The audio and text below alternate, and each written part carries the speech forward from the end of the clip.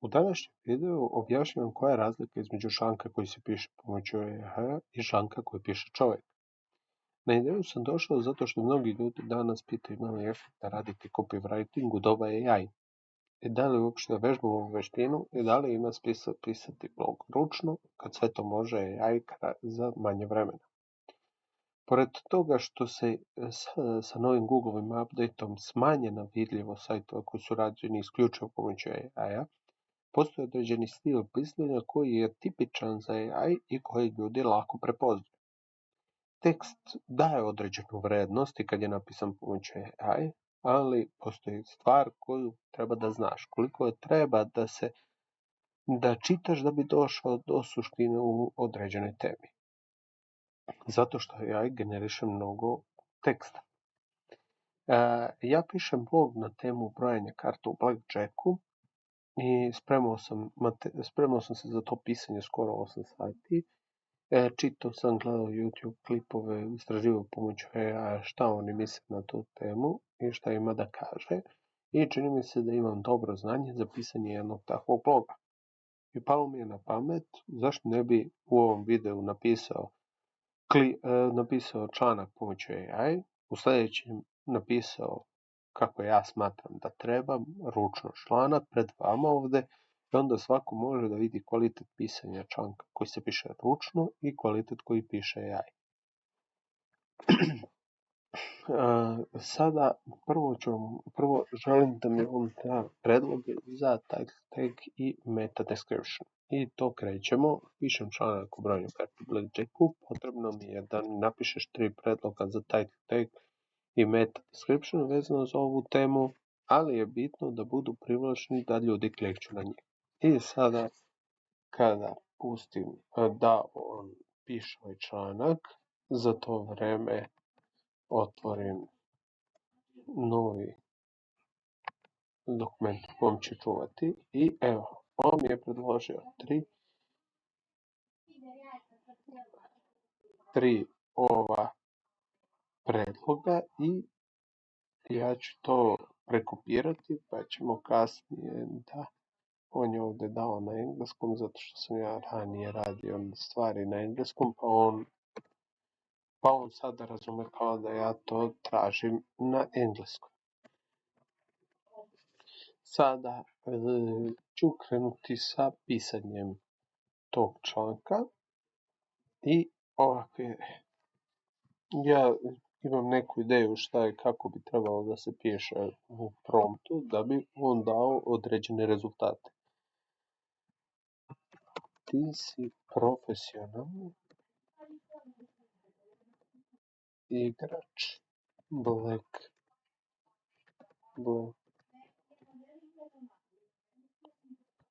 Blackjacka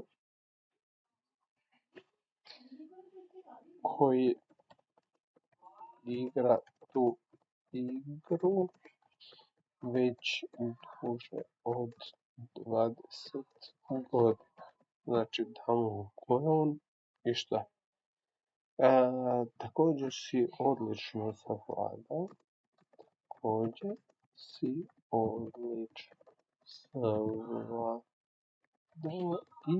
brojanje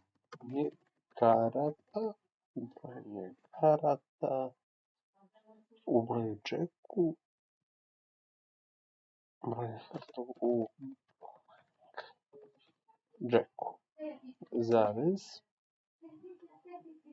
Odlučio si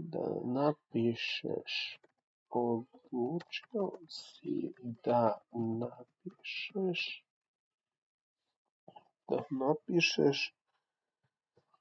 blog na temu brojanje karata u Blackjacku. U blogu treba da objasniš ljudima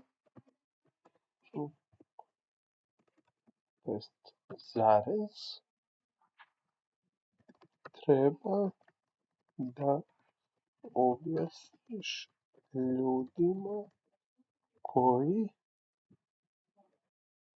koji igraju već igru, i koji razumeju osnove. Inače, u osnovnom blackjacku su tipa 4 osnovne stavke koje je potrebno da igrač zna da bi mogao da krene sa igrom blackjack. Sada napiši mi uvod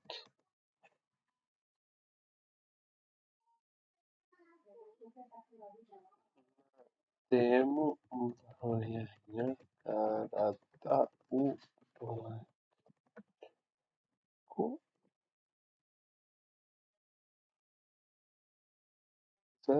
i predloži mi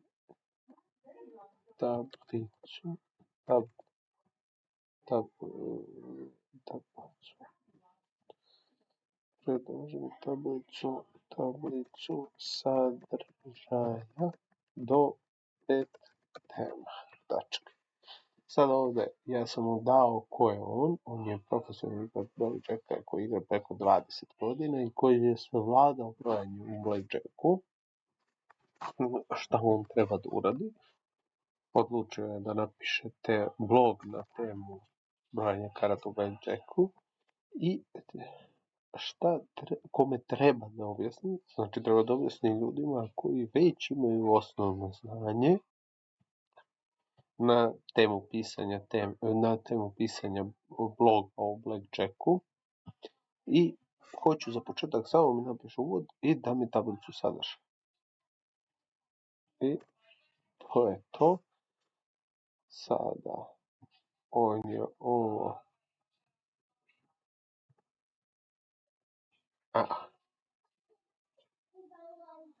i sada ja ću ovo da uzmem i da napišem sada mi objasni svaku temu koju si odabrao.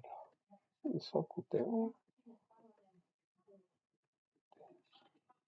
iz tablice sadržaja. I on će samo sve da objasni.